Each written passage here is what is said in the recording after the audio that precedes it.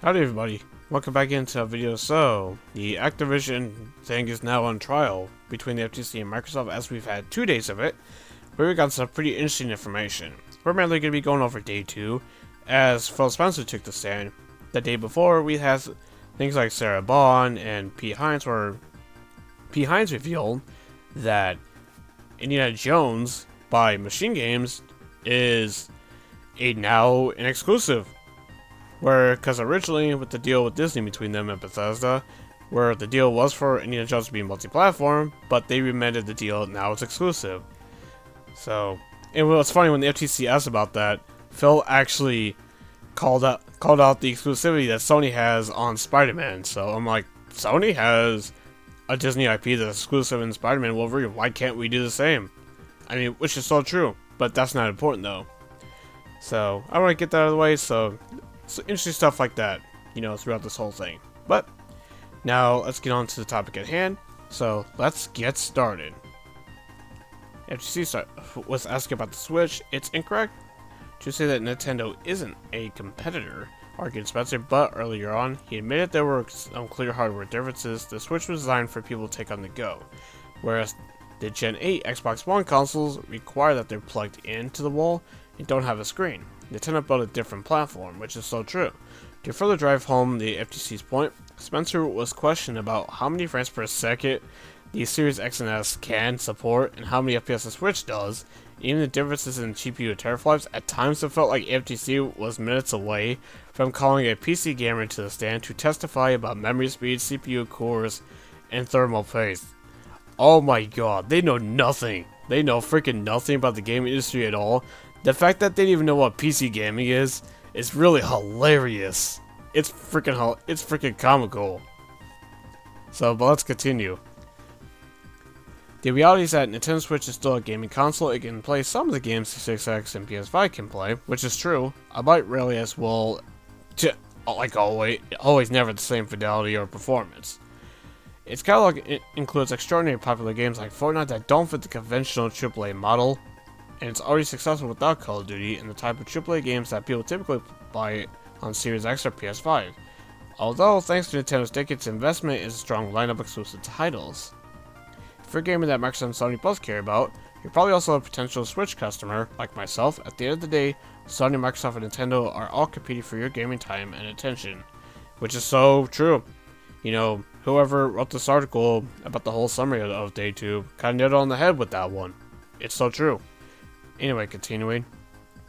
Now, if the Xbox business is spending, meeting targets and struggles to compete, why is Microsoft spending nearly $70 billion on Activision? Spencer explains apparently all about mobile. The deals that we talked about expands our business into the mobile platform. The existing business that we run today, as the third place console business, is a very difficult business to drive profit and margin. So, the opportunity for us to be exposed in a meaningful way, into mobile, the world's largest gaming platform, was really both a strategic and business opportunity behind it. And to back this up, Spencer was asked about how the Activision deal could help boost consoles. If Microsoft is going to grow, particularly in a business like console, if it can grow by taking share from its competitors, there's no constant growth in our Activision deal model. Do you have any intention on the deal helping you climb out of this number 3 spot? In console, we do not, so that's a write-off. I don't understand how that's a write-off. Wait, so the FTC doesn't know how M&A works? It's gotten so bad that Phil had to literally explain it, as you can see here. No, when you acquire something, it's not a payment. It's like when you buy a house. You're buying an asset that has value, so it's really a transfer of cash to an asset called Activision that you believe retains the value that you acquire, so to try and characterize the $70 billion somehow spent is incorrect. Financially, it's really moving $70 billion in cash to an asset, which is a game publisher that to us is actually worth more than $70 billion, so it is not spent. You should, you're an idiot. You need to consider suicide. FTC? You got a big freaking problem on your hand. How the fuck? Wow. Who the hell asked that question? Like, are you really retarded? Honestly, are you really that freaking stupid that you don't know how M&A freaking works? And you're supposed to be a regulator, for crying out loud, who is supposed to regulate competition. The fact that you don't know how acquisitions work is insane to me. How do you not know what? How? Wow. And this is only the beginning, folks, with this whole thing, so let's keep going. Oh, here we go. Phil was asked if is he aware of the console wars, like on Twitter, and oh my god, check out his answer. As the console wars is a social construct of the community, I would never want to count our community out. They're big fans. If you look at our market share in the console space over the last 20 plus years, we are in 3rd place. Which is true, but they've had some ups and downs. I mean, especially during the 7th gen, that's where they were the most successful. I mean, they were pretty dominant that generation for the most part. Let's be real here. That partially was because of Sony screwing up so hard with the PS3 in the beginning. The PS3 did catch up and eventually outsold the 360 in the end, but it was pretty darn close. It was a very, very competitive generation the 7th gen was. But then Microsoft screwed that up at E3 2013, man. That just let Sony just take it back, like, basically. I mean, it was so freaking easy for Sony to win 8th gen, and they did. It was so freaking easy for them to. Simply because of Microsoft fucking up. Well, Nintendo too, because the Wii U was such a failure. But anyway, now next Phil was asked about why Microsoft spent the $7 billion to buy Bethesda. And here's what he had to say. One of the biggest surprise revelations around exclusives was the reasoning behind Microsoft's Bethesda acquisition. Spencer revealed that Sony regularly pays competitors to skip our platform. Microsoft felt it needed to own Bethesda to compete. When we acquired ZeniMax, one of the impetus for that is that Sony had done a deal for Deathloop's Ghostwire Tokyo to pay Bethesda to not ship it on Xbox. So, discussion about Starfield is when we heard that Starfield was potentially also going to end up skipping Xbox. We can't be in a position as a 3rd place console where we fall further behind on our content ownership, so we've had to secure content to remain viable to the business. And they wrote out that a big fat check. So while Microsoft argues the Activision acquisition is about mobile, it's also very clear about Xbox systems and having exclusive content so that Microsoft does not slip even further behind the competition. He argued that exclusives are an established part of the console business and that Sony and Nintendo are very strong with their exclusive games. It's true. Anyway, Microsoft also explored the idea of acquiring Zynga to boost its mobile effort. We entered into some discussion with a company called Zynga, which ended up getting bought by Take-Two, which is kind of funny because last we know, Don Matrick worked at Zynga. So, it would have been kind of crazy if they bought Zynga instead of Activision, and Matrick would be back at Microsoft in a weird way. Before admitting, they spent a lot of time talking to Zynga. In the end, for our opportunity, we thought we needed to have something that was even bigger than Zynga was given a very small starting space in the mobile market.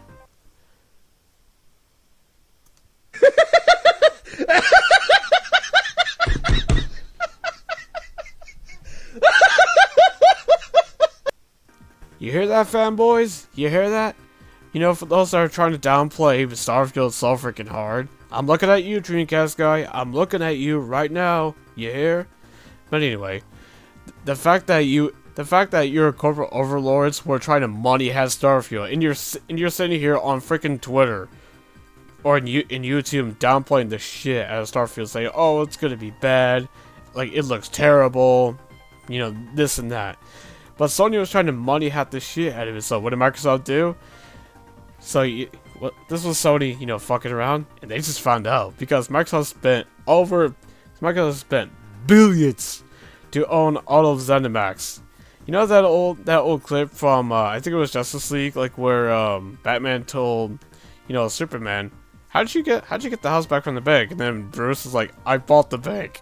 That's literally what Microsoft did. They pulled a Bruce Wayne with that move. Bravo, Microsoft. You outplayed Sony by playing it at their own game. Instead of Sony just going out here just money hatting games, you money hatted the whole publisher. Bravo. Brilliant move on your part, Microsoft. Man, I'm sure Sony was feeling very salty with that one because they couldn't get Starfield. Oh, so fanboys, you want to blame someone for Starfield not being on your platform? Blame your corporate overlords.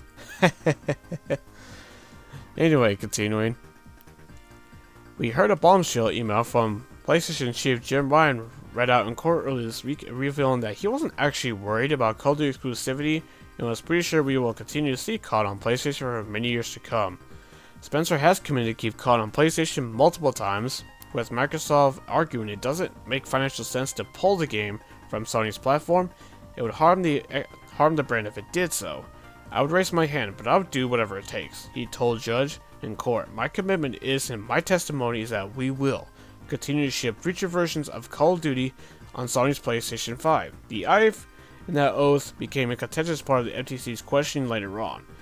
FTC, can you swear under oath that without looking at any future terms that need to be hashed out, you'll ship all the versions of Call of Duty that may exist on all the versions of PlayStation that make exist the next 10 years? And that's my goal. Yes. After some intense back and forth over deal terms and agreements, he elaborated. That's my goal, yes. If what you're trying to propose is that Sony might change the terms of how we ship games on our platform, then that would prohibit on from shipping on their platform. Damn, now that is commitment. If he's willing to say that under oath, I think he truly means that. I truly think he has every intention to make sure that Call of Duty still exists on PlayStation for the foreseeable future as long as Sony agrees to the terms. Like, that is a commitment.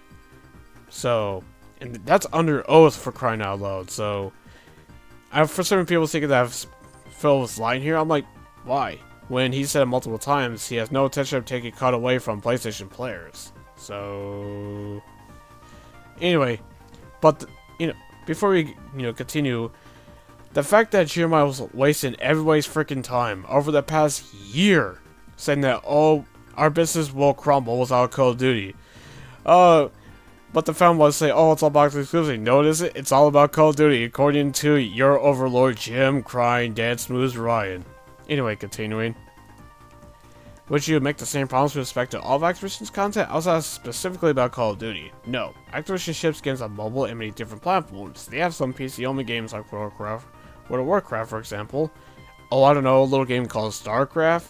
I don't think there's a blanket statement you can make for Activision Blizzard game content on PlayStation. What about Diablo? Can you promise it will ship on all future versions of PlayStation? Can I promise? I am able to, yes. So, are you able to buy Microsoft today? Are you able to buy the corporation here today? Spencer's like, I think the point has been made. I'm happy to move along. And Judge retorts in, why don't we move along? What? What the fuck? Hold on, FTC. I gotta call your butts out again. Why the hell are you working for Sony and not for the consumer? Because that's what a regular is supposed to do. Look out for the consumer, not the market leader, who has consistently, time and time again, paid third-party developers to block games from coming to Xbox. And sometimes Nintendo platforms as well. For all we know, Sony could have been pulling that, with the Switch or whatever. For all I know, but, again, who really freaking knows, though? So, but yeah, and FTC's out here protecting them, trying to make sure that Sony gets better deals. Why? That's not your job. That's Sony's job themselves. Not a freaking regular like FTC or the CMA. What the what? That makes zero freaking sense. It's illegal to protect a market leader. I hope you know that, FTC. I'm pretty sure of that. But you're doing it, and it just kind of shows how the FTC, as we're going to finish up soon, they were not ready for it. You could tell they were not ready for this trial at all. And Microsoft just wiped the floor with their ass, with this. They really were not prepared. Anyway, let's finish this up. The FTC also had some other bizarre lines of question on day 2. Early on, Spencer revealed some inside information about why Minecraft still does not have an optimized version on PS5. Sony's reluctant to ship us PlayStation dev kits. It puts us behind our development for Minecraft on PS5. The FTC characterized this as Microsoft then retaliating by still not providing an optimized version of Minecraft PS5 nearly 3 years later. There is a version of Minecraft that runs on PS5, it's just simply the PS4 version. Then again, there still isn't a Series X and S version, optimized version of Minecraft. So, how is Microsoft retaliating, FTC, when not even their own console have an optimized version of Minecraft? What does that tell you? Like, come on now. So, how is that retaliating? I mean, from what I'm hearing, if this is indeed truly the case, Sony might, you know, prevent Activision from getting dev kits for Call of Duty for the PlayStation 6. Now, that is retaliation. That tells me right there that Sony is really petty. Being really freaking petty right now, as they've always been. If they truly do that, because apparently Microsoft expects the new systems to come out in 2028, so that's still about 5 years from now. So which is kind of crazy that we're already midway into the gen already. It feels like it barely just started, because we've been on cross-gen for so freaking long. Holy crap, I feel old just thinking about that. But anyway, finally. Google. During Thursday's testimony, we learned that Microsoft was working on a separate dedicated version of Xbox Cloud Gaming in September 2022. That's the same month Google announced that its data shut down. Microsoft's now saying it's no longer planning a separate version due to content usage. AKA, once they saw that Stadia was shutting down, they shut down a separate version because that version would be compatible with Stadia. Now that Stadia no longer exists, they don't have a need for that, so they shut it down. Anyway, continuing. The FTC spent a lot of time asking this Google representative to discuss the technical aspect of Stadia, and he claimed that it had the best tech in the market at the time. We have performance capabilities that did not exist in the cloud game market, like 4K. That you misled Google at launch of Stadia, if you remember, like with Destiny 2. But that was actually running at 1080p, not 4K, as Google was promising. Anyway, but Stadia failed because it didn't have enough games and customers weren't interested in cloud gaming. Your ability to have sufficient content, the number of games on the platforms, as well as the blockbusters at a certain time, were a big part of that failure, admitted Zellring. No, what ultimately killed Stadia, in my opinion, is the whole business model surrounding it, where you had to pay full price for your games, to where, one day it's online, it can be taken away from you, and boom, that's exactly what happened. But I believe Google was offering refunds though, so in that case, it was like a small consolation, but still though, it is further proof that people don't want to be online all the time. People want native access to a game, so because of stuff like that, cloud gaming is never going to really take over the way these companies want. I'm sorry, that's just the way it is. Anyway, continuing. Zellring also revealed that Google had experimented with Stadia on Windows servers, but it was costly. We had prototype on Windows early on. The mission we established at the very beginning was to enable revolutionary experiences. We saw Windows as limited to innovate in that regard because we didn't have control over the operating system. Windows would have doubled our total costs, even operating on hardware that was equivalent to the 8th generation consoles like the PlayStation 4. AKA Google, they're not exactly buddy-buddy with Microsoft, which is really the whole reason why you can't stream to YouTube right from your Xbox like you can on Twitch, by the way, for those who don't know. So, because Google and Microsoft always hate each other, so I'd say there was probably no ulterior motive, but who knows, Zellring might be telling the truth, I don't know. But who knows though? Anyway, continuing. Zellring was called as a witness to the FTC, but Microsoft's lawyer took time in questioning and established that Stadia was trying to compete with consoles like Xbox and PC, so Stadia competed with consoles to include Xbox? Asked Microsoft's lawyer. Yes, confirmed Zellring. The FTC cloud gaming is a separate market to consoles, so Google's confirmation that it was competing directly with systems could undermine the argument. It just shattered it. Anyway, Microsoft also took the time to spell out a back and forth exchange with Zellring on the Activision content isn't available on any cloud gaming services right now, but it would be if the deal closed, thanks to Microsoft's cloud gaming agreements with Nvidia, Boosteroid, and others. And that's the end of the article. At least that I want to go over anyway. But you get my point. So really, you see what I mean though? FTC was not prepared for this at all. Like, it really shows. It really freaking shows. And this all falls on the leader of the FTC, Lena Khan. Like, it's pretty obvious that FTC only pushed against this simply because it's big tech. Let's be real here. And I'm all for regulating big tech. I'm all for that. But this is not the deal to fight. this really wasn't. Like, what legitimate reason is there to go against the deal? I'm sure there is, but for the most part, this deal actually benefits, gamers really, because you'll get Activision games on a subscription service, especially now that it's going to be on multiple cloud gaming servers should this deal go through, like Nvidia, GeForce Now, Boosteroid, many others. So I mean, like, it just makes perfect sense. Hell, even Call of Duty will come back to Nintendo platforms. What does that tell you? But no, it's pretty obvious that FTC is protecting Sony here, and it makes zero freaking sense. Why protect the market leader? It makes zero freaking sense when you're supposed to be protecting the consumer, not the market leader. Get through your thick heads, FTC. Protect the consumer, not the market leader. But again, so we still got a couple more days, so I'm sure there's gonna be more information coming out of this trial, and I believe Thursday is when closing statements are, and we'll find out whenever the FTC gets injunction or not. If it does, then Microsoft can't close the acquisition, but if it does, then Microsoft actually can close the deal, which they want to, which I think FTC is gonna lose, because it's pretty clear they had weak arguments to begin with, and Microsoft just shattered them like super easily. So yeah, I think the judge could side with Microsoft here, but I think that's most likely, like, where Microsoft is gonna win this trial. But who the hell knows? I mean, I didn't think the CMA would block it, and they did, based on cloud. And that argument just got destroyed because FTC had the same thing, and it just got wrecked by Google themselves. So who aren't exactly big fans of Microsoft to begin with. But yeah, that's all I gotta say at this point, my man. What good information coming out of this? Man, it's highly entertaining, so I gotta admit.